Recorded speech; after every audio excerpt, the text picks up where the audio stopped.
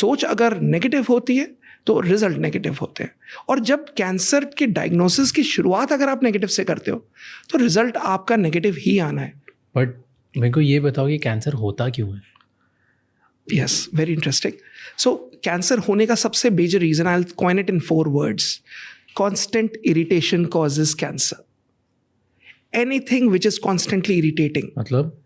मतलब अगर कोई भी चीज़ physically, mentally, emotionally, spiritually, if it is constantly irritating you, any body part, anything, it might lead to cancer. For example, I'll give an example as well. There was a lady who was completely normal, who was from धर्मशाला, वो धर्मशाला की थी, और वो कहती है doctor साहब मैं तो सूरज ढलने से पहले खाना खा लेती हूँ, मैंने कभी सिगरेट, तंबाकू, शराब नहीं पिया, कभी कोई लाइफस्टाइल डिजीज़ नहीं, गाँव से आई हूँ, मुझे कैसे कैंसर हो गया?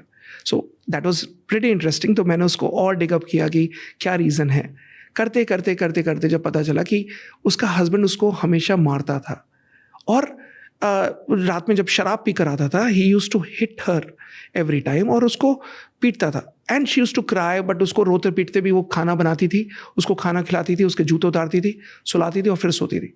So she was that lady, but उसको ये रियलाइज नहीं हुआ, एंड वो उसने अपना एक रूटीन बना लिया कि अरे ये तो रूटीन है, मेरा पति मुझे दारू पी के मारता है, और वो उसने रूटीन समझ लिया, लेकिन उसको रियलाइज नहीं हुआ वो इमोशनल ट्रॉमा में है।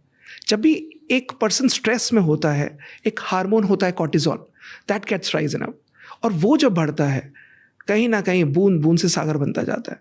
शुरू में रियलाइज नहीं होता, अरे वो कहते हैं ना कि एक सिगरेट से क्या होगा, एक उससे क्या होगा, बट वो जो कांस्टेंट स्ट्रेस एनवायरनमेंट में जब आप रहते हो, तो वो स्ट्रेस एनवायरनमेंट फिर फाइनली कैंसर का कहीं ना कहीं रूप ले लेता है।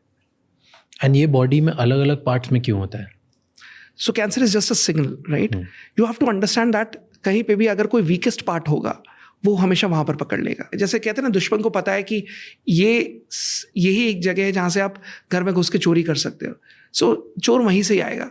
सो बॉडी में इम्यून सिस्टम पे जहाँ पर वीक होता है, जो वीकेस्ट पार्ट होता है, वहाँ पर आता है। तो अगर आपको पूरी बॉडी में कहीं पे भी इरिटेशन हो रही है कॉन्स्टेंटली, तो इग्नोर नहीं करना चाहिए? No, don't ignore it.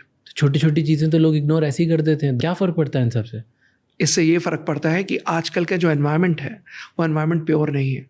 जो सांस आप ले रहे हो, जो आप खाना खा रहे हो, जो आप ओवरऑल जिस एनवायरनमेंट में रह रहे हो, कुछ भी प्योर नहीं है। तो चार्ल्स डार्विन ने सालों पहले एक थ्योरी दी थी, सर्वाइवल